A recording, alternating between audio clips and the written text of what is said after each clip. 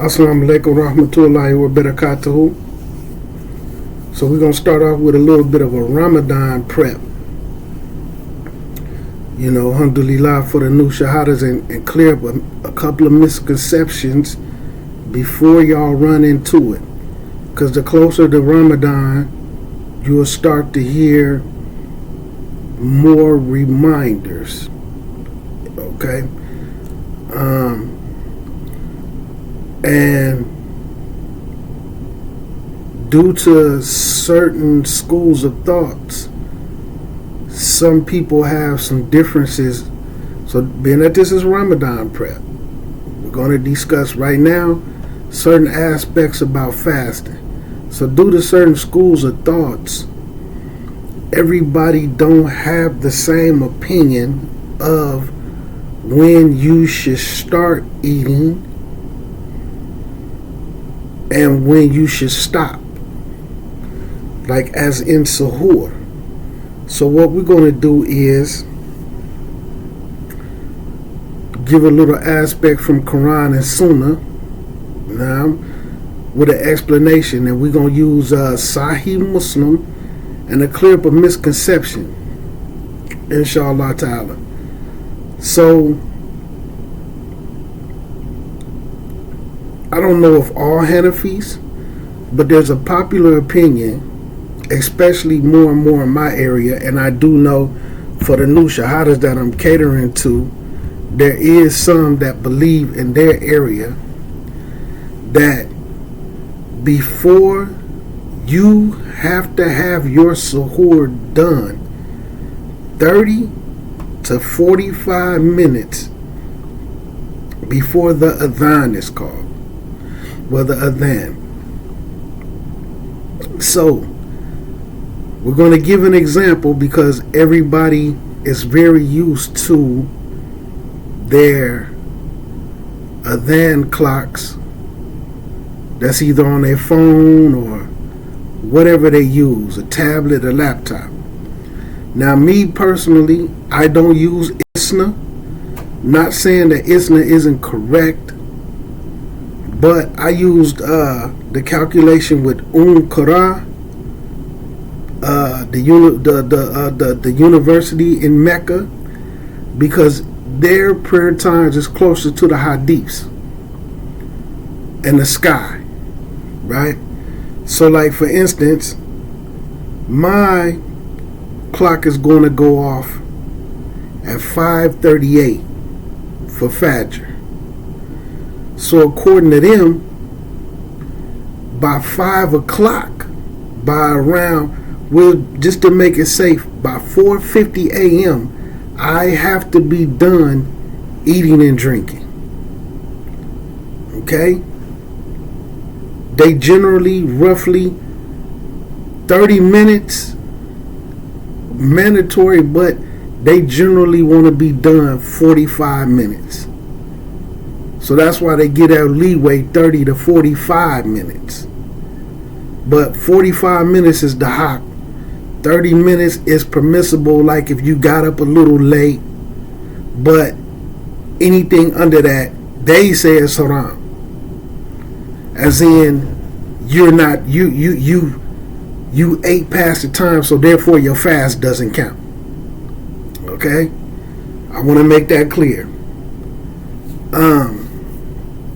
So we're going to clear up the misconception, and I'm going to show in hadiths why that mistake is made. Now, if it's originally in the Hanafi madhab, and I'm speaking specifically on that because of the individuals here, the Hanafis and the Tablighi Jamaat pretty much got a stronghold on the ritual practices in this city.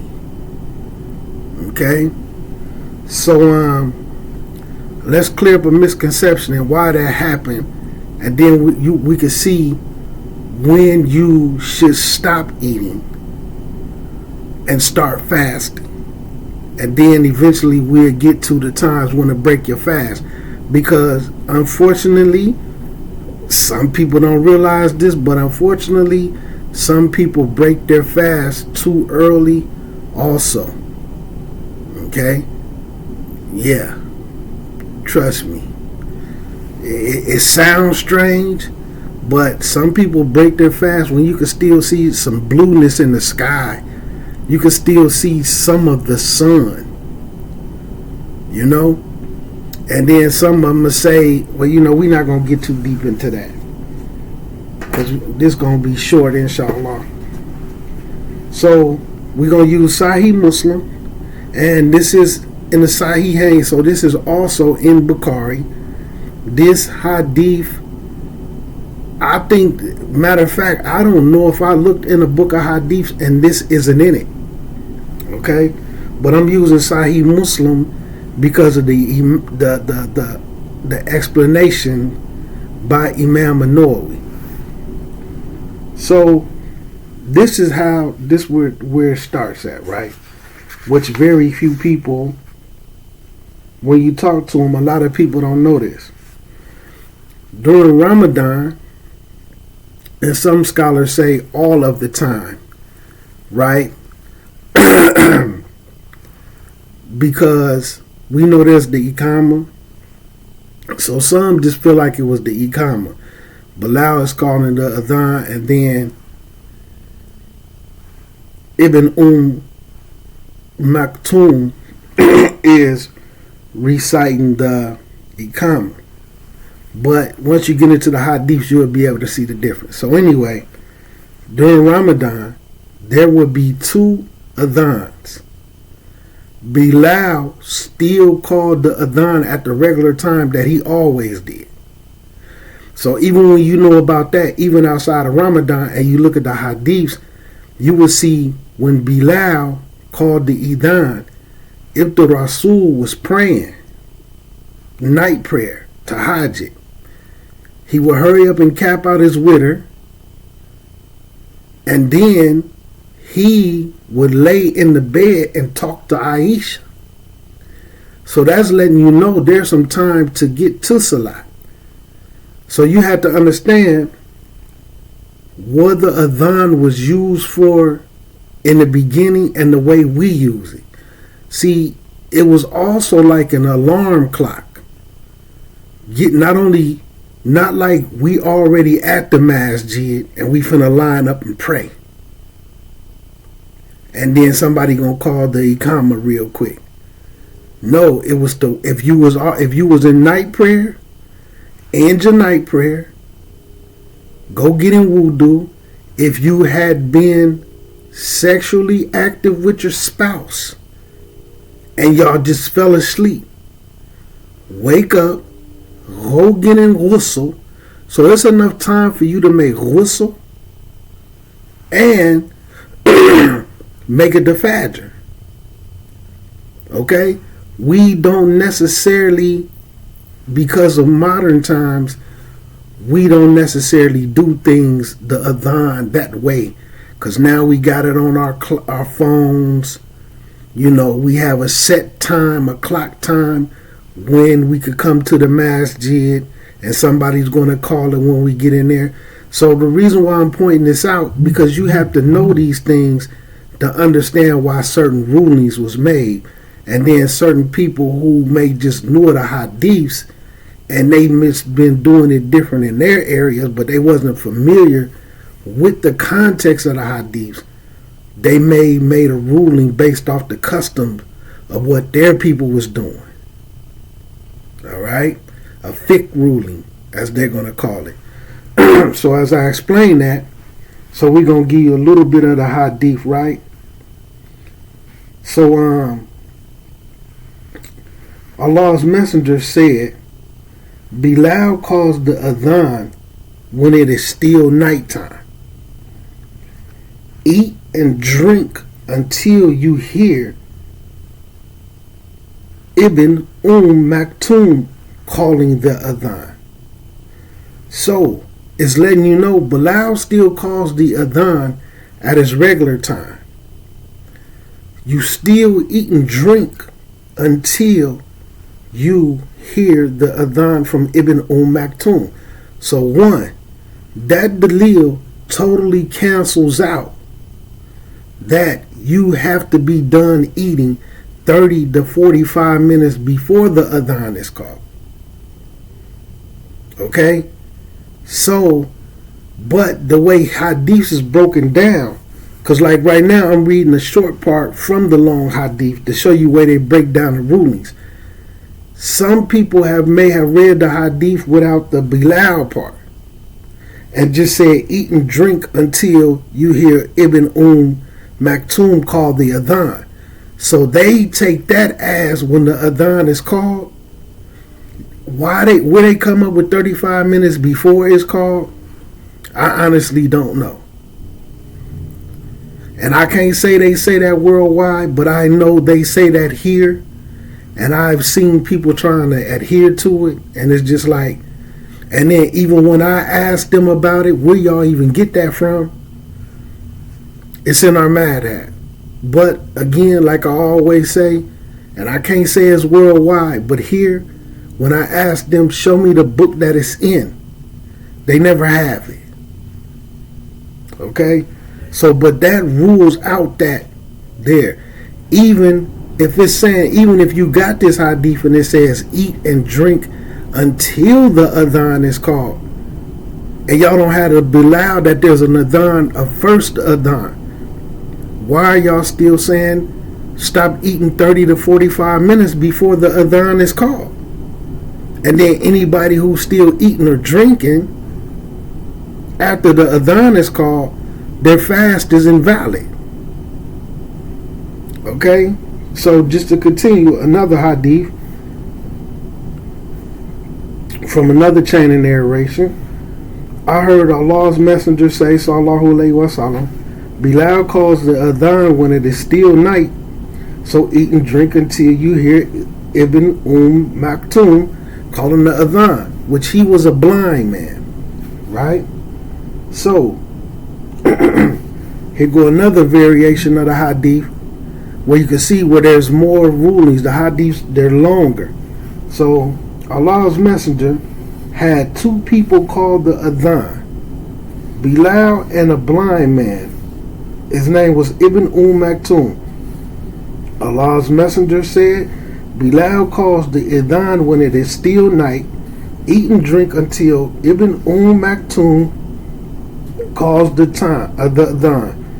The time between them was no more than one comes down and the other goes up. Okay, so we're going to go to some of the explanations, right? But I'm going to read a couple of more, but a little bit of an explanation, right?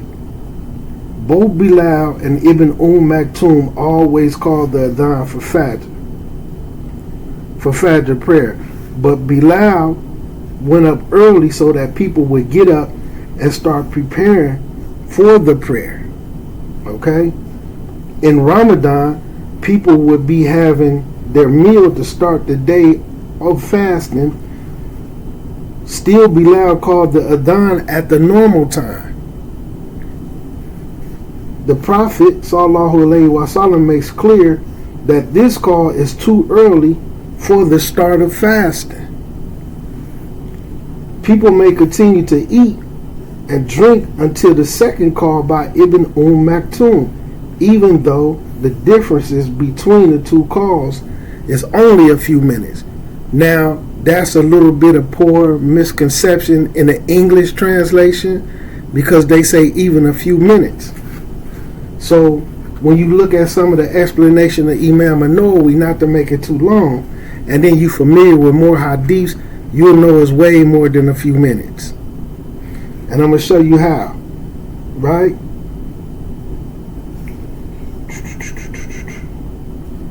So look, explanation, right? The Rasul says, let not Bilal adhan stop any of you continuing their suhur, because he says the adhan when it is still night, so that the one who is doing night worship may rest, and the one who is asleep may get up. This means that the first adhan is intended to inform people that the dawn or fajr time It's not far off. So like I said, there's enough time to make ghusl. There's enough time, if you're not eating, to wake up and cook you something to eat or get you something to eat. This is more than just a few minutes. Okay? This is more than just a few minutes. Right?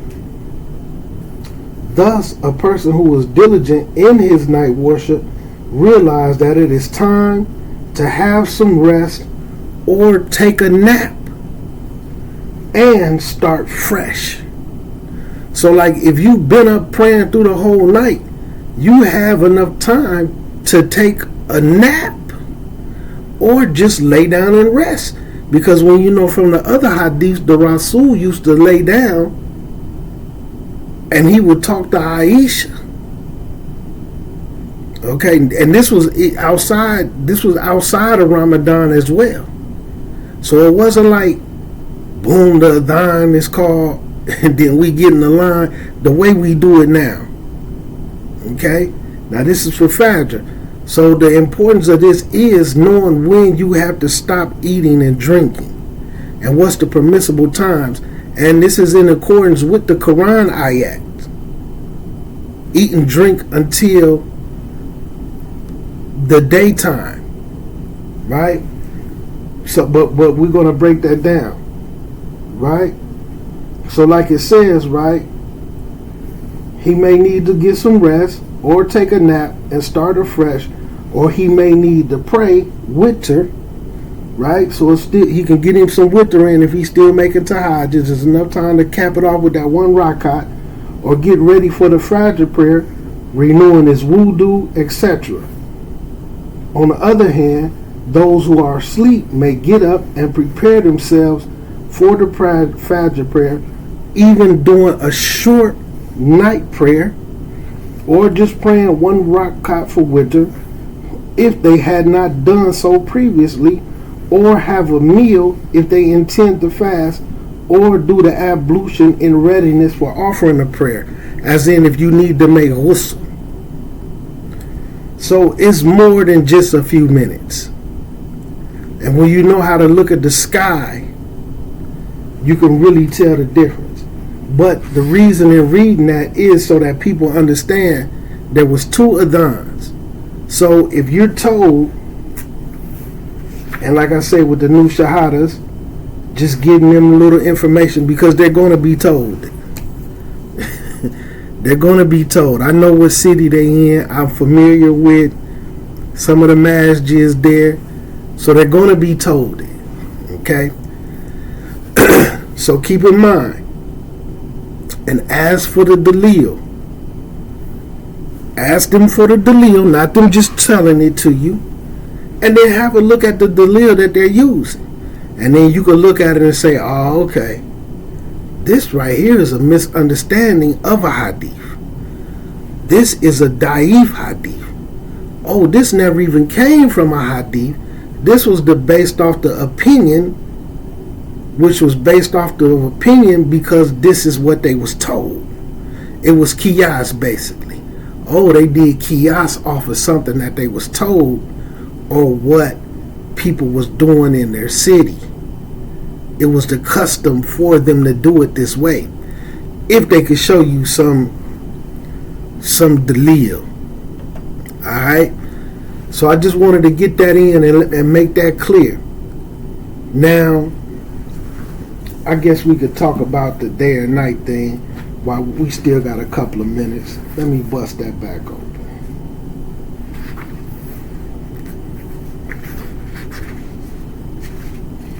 So,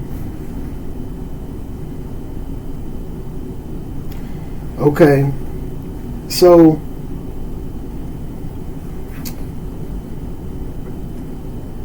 this was narrated by Salih ibn Sa'd, right? Narrated, he said, when this verse was revealed, you may eat and drink until you can distinguish the right white thread from a black thread. A man would have both a white and black string. He would continue to eat until he could distinguish one from the other. Allah's messenger, then Allah revealed at dawn. So he added to the ayat, making this very clear, right? Another one. When this verse was revealed, in another hadith, you may eat and drink until you could distinguish a white thread from a black thread. A man who wanted to fast would he would tie a black string and a white string to his feet. He would continue to eat and drink until he could see both clearly. Allah then revealed the words at dawn, and people then realized that he meant distinguishing the night from the day. Right? So in the hadiths it break down. Some people used to refer to this as one of the miracles of Allah. I don't want to use those words because I haven't read that, but I understand why they use that word in English. You have night and then you have daytime. But you have an in-between time, right? So some people will call it dusk, dawn, sunrise, sunset. So if you notice, pay attention to your street lights. When a street light comes on, it's technically not nighttime, but it's not daytime either. That's that time in between, where it's not dark, it's not nighttime, but it's not daytime either. Okay? This is when your street lights come on, and it's like a grayish, whitish, where you could tell the daytime is starting to turn into the nighttime. Well, in the morning when the street lights go off, the sky looks the same. It's grayish. It's not nighttime anymore, but it's not daytime, hasn't come in either.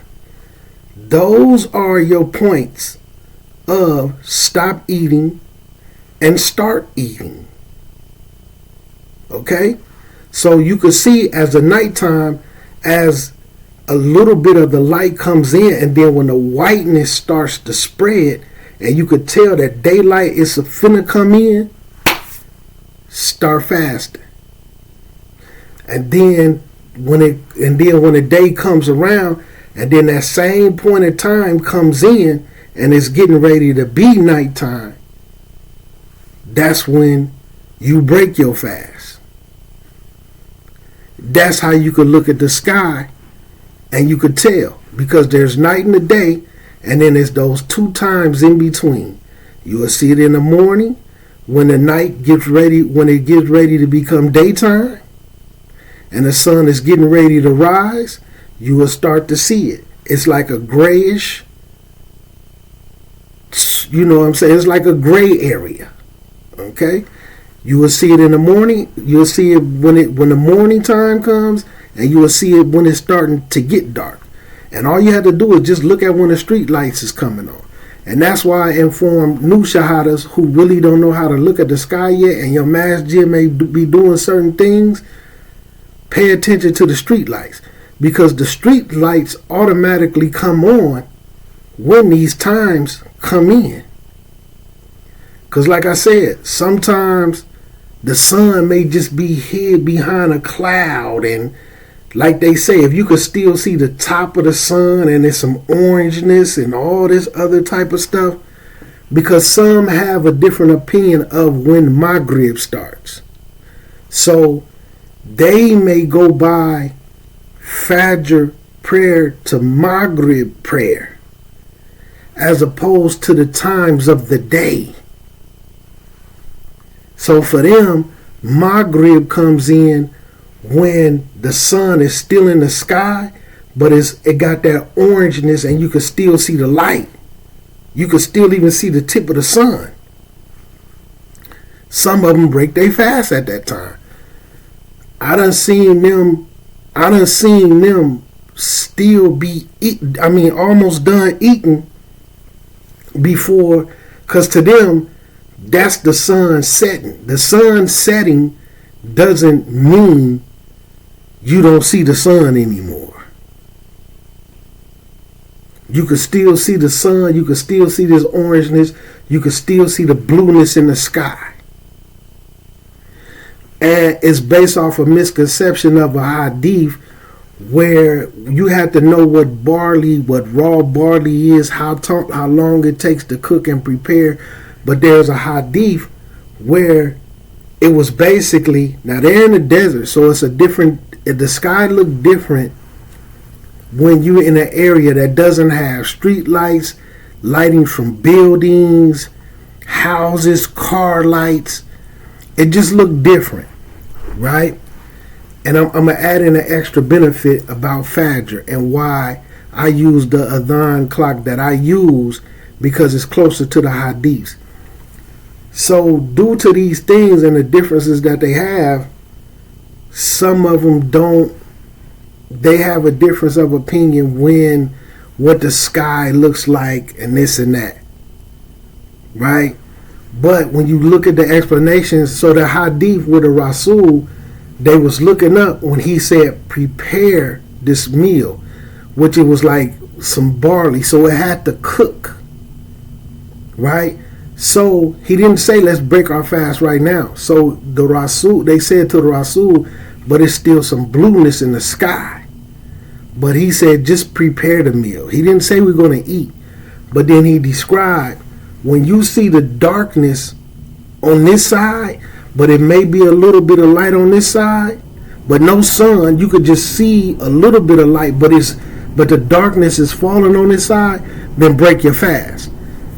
They take, because he said in the hadith, but you could still see some of the light in the sky. But the Rasul made it clear the nightfall is on this side. There don't be any nightfall anywhere when they're breaking their fast. So that's what I'm saying. And when you understand what he's cooking, what he was cooking was going to take 15 to 20 minutes. It was a form of barley, but it was a raw form, not like a processed form that we can buy in a grocery store. And when you go and look it up and see how long it take to cook in a raw form, it take about 15, 20 minutes. So he said prepare it. It had to be cooked.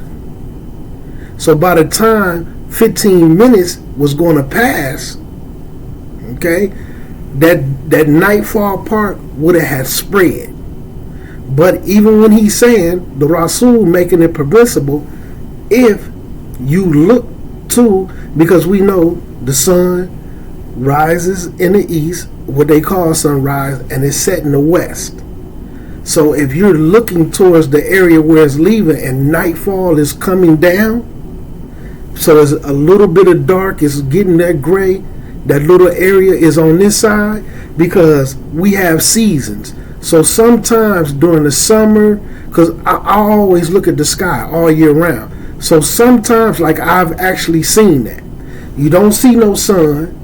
The sun is actually going, but you can still see a little light from it. But when you look the opposite direction, it looks like nightfall already. And that's in the United States. It's a little different where they at, because they closer to the equator. Alright? They closer to the bottom. We closer to the top. So it's going to look a little different depending on where you live. Right? So just to throw all that in, you could see where the ones who don't really go off hadith or authentic hadiths or the full versions of hadiths, you could see why they came up with what they came up with, but they didn't have all of the dalil. So you have some that agree, hey, that's the opinion of them. If you follow that madhab, then you go ahead and do that. We don't do it in our madhab, but we're not going to say y'all wrong. That's your madhab. That's what you do. We don't follow that madhab, and they're going to do the same. We don't follow your madhab, so we're not going to do what you do. But the thing is, when you're a new person and you just roll into the masjid, they're just going to tell you what you should do, and it's going to be based off of them. They're not going to tell you This is a madhab. We're Hanafi, we're Maliki, we're Shafi'i, and some of those madhabs have mistakes in them. I mean, this is not no secret. Now, but the only people who follow madhabs strictly, like one madhab strictly, when it comes to certain fiqh things, I look at all of them. So I don't stick to no one particular madhab. And I'm going to start with the Quran and the Hadiths first. Then I'll look to see what a madhab had to say about it. And I do that because I'm from a studying aspect. I want to see which one is closest to Quran and Sunnah. You understand what I'm saying? Because I like to have that understanding and knowledge because I travel. Not as much as I used to, but I used to travel, right? So when I bump into people and I see their understanding, I know how to deal with them based off of the understanding they have and based off the understanding I have. Just like I know right now, a lot of people who have this information about they have to be done eating and drinking 30 to 45 minutes before the adhan goes off on their phone. When this would have been the adhan that Bilal called. You don't find that nowhere other than the opinion of somebody. And I have yet to see somebody show me where that understanding come from. Because even with the portion of the hadith, if you just come across the eat and drink until Ibn Maktoum calls the adhan, that's still giving you all the way up to the point where the adhan is called. And you do have to stop at that point because it's delayed, because now it's a short portion before that whiteness is about to spread. And that's why you'll see what they refer to it as the break of dawn. Not dawn, but the break of it. So the hadith with Fajr, it just got 2 points in it to clear up some confusion on another behalf. So when you read the hadiths, especially in Sahih Bukhari, you will read the hadiths that when they used to make Fajr, it would be so dark because they're in the desert. There's no big buildings with lights. You know, there's not a lot of houses and stuff with a lot of light. There's no street lights. You know, you see what I'm saying? There's no parks with lights. It just straight almost 1,500 years ago, darkness. They didn't even have like lights in their homes. They was lighting their homes with candles and lanterns, you know, little kerosene type lamps. So they didn't even have like electricity and lights in their home. They're lighting stuff up with campfires, burning some trees and wood outside. So this will let you know what type of darkness it was. So it was like when they made Fajr, it would be so dark you couldn't even recognize who the person was next to you. All right? You couldn't even recognize who the person was next to you. So the women prayed behind them. All right? Now to give you a visual, let's say it's nighttime and you walking down the street and you see a crowd of people down the street also, even with street lights and this and that, you could just see the crowd of people. You're not close enough to where you could see what color clothes they had on.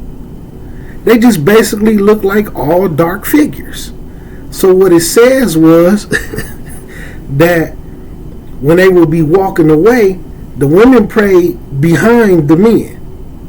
So when the women would be walking away and they would be a little further, and now a little bit of lightness is coming in, and you can start to recognize who people are. But it said the women, as they was walking away, they looked like crows. So some people took that and said that it means the women had on all black and their whole faces and everything A particular group, of course, they spread that narrative that they look like crows to mean that they had on all black and that they had on all black niqabs and gloves, which it didn't mean that. You couldn't even distinguish the person that was next to you even if they had on all white. Couldn't nobody tell who nobody was. I know you next to me, but it's so dark I can't even really clearly see who you are. They could have had on all pink. They could have had on all green. It was that dark. So like it said, when they was walking away, it was just giving a distinction in an English thing that they look like all crows, but that don't mean that they had on all black. You see what I'm saying? So I pray with, like I said, my adhan going off right now because I use Qur'an, and I think there's one called the Muslim World League. They're just as close. So like my Fajr is coming in around 5:38. I know some people right now who use Isna and stuff, their Fajr coming in closer to 6. Like around 6 o'clock, because they use the Isna, the Islamic Society of North America. So like I said, when you understand hadiths and understand how dark it was during Fajr, which is not going to look the exact same for us because we have street lights, we have businesses who have lighting, you know what I'm saying, that help light up the sky at night. You know, you have other houses who might have their lights on. You know, like even right now you may have snow on the ground, so it's going to be brighter outside. It isn't a dark 1500 year ago civilization Fajr. That type of darkness how it's going to be. Kind of like African villages where they don't have any electricity or the street lights, and like people like Akon and them had to put those solar night lights. That type of darkness that they still experience. Okay? So you have to take all that in context to understand how the rulings was going. So although it isn't that dark because we have street lights and different stuff like that, right? I know the time and recognize it, and I can see that it's closer to those times. So, you know, inshallah, man, that'll help some brothers, you know. And I'm just giving y'all a portion of it so that when y'all do go and hear some things, y'all got something to weigh it against while y'all do y'all research. We're getting closer to Ramadan, so you got a month to start to do you some research and get closer to what's what, but still keep talking and intermingling with the people, and then that way you can, like I'm gonna give y'all this before I close. In the Quran, it speaks to how we're split up into nations and tribes, so that we will know one another. Sometimes you had to treat the Muslim Ummah like that. Yes, we are Muslims. Yes, we all believe in Allah. Yes, we all believe that Rasulullah sallallahu alaihi wasallam was a prophet and messenger. But we don't all share the exact same beliefs about Allah. And unfortunately, we don't all share the exact same beliefs about Rasulullah sallallahu alaihi wasallam. Okay? Unfortunately. But we had to just treat them like nations and tribes. When you get out there and talk to them and you mingle, you get to know one another. You get to understand them. Now, like I'm saying, I'm not saying be best friends with bid'ah innovators, this and that, because like I keep explaining, they might not be that. It just might really be a different fiqh ruling. And in some areas where you can have some differences. You know what I'm saying? In some areas where you can have some differences. But a part of being a student. See, you want to be a student of Islam as you transition to start to being a student of knowledge. Understanding the people and understanding how they move is going to make you a stronger student of knowledge, because you're not going to be bigoted. You're not going to be fanatic of one view or one opinion, unless it's Quran and Sunnah. But even with Quran and Sunnah, there is areas for leeway where Qiyas and different things can come in. You need to understand those things. You got to understand the people before you can understand how to deal with the people. You see what I'm saying? Or you may misclassify them and mistreat them. Just like with us. We want to sit around and talk this black Muslim and the nation, this, and that's that Arab culture. But we bow down to whatever they come up with at the masjid. Y'all beneath us, y'all this Arab, this and that. You know, not to get into it, but like, I'm a different person. So I done seen where African Americans would sit around and talk that Arab culture, right? You looking like an Arab that though, and I'm talking about here, not just people on the internet or on my channel. That's that Arab stuff. That's this, that, and the third, right? But they so one-sided and dumb-minded. These people ain't even Arabs. They're Indian, Pakistani. You see what I'm saying? And they have their certain parts of culture. But my point is, you run up to them for everything. You want them to teach you. You want them to decide how your masjid go. Even to the point when I used to have to listen to them bicker about we can't even have greens and smoked turkey necks for a Ramadan dinner. And I'm sitting up saying, just bring it. If you want to eat it and you want the people to eat it, bring it and cook it. Like, let's be logical. Them people don't eat greens with smoked turkey necks. They don't know how to cook that. What you sitting around waiting them to bring it for? If you want fried chicken and cornbreads and greens with smoked turkey necks and mac and cheese, bring it.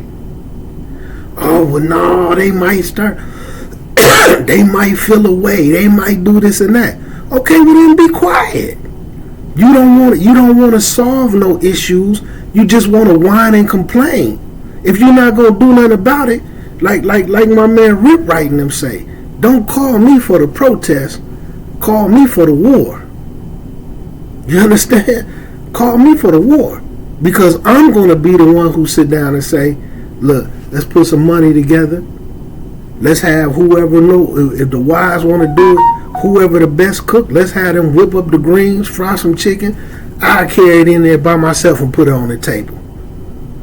And I just say to them, hey, if y'all don't want to eat none, don't eat none. This is for the people who want it. If y'all want to eat that, if we want to eat that, cool. But they whine and complain and talk about Arab culture and Arab this. They won't let us bring no green. Who said you can't bring it? Y'all grown.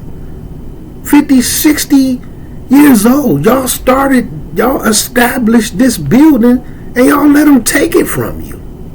If you want some greens and mac and cheese, wallahi, these is real conversation. Just bring it. Oh, you trying to divide the ranks. You trying to cause some fitna. Okay, well, I tell y'all what. I'm tired of y'all whining and pouting about it. If we not going to do nothing about it, then be quiet. Y'all just want some people to feel some way about them, but still keep running up to them for everything and let them dictate how your Jumu'ah is going to go, what direction you're going to pray, how you going to believe in Islam. Y'all talk, oh, that's culture. So you just going to make up your own thing. Like, come on, man. If you ain't going to do nothing about it, then be quiet. And if it ain't for the purposes of warning somebody to fall into it, that type of stuff bothers me, man.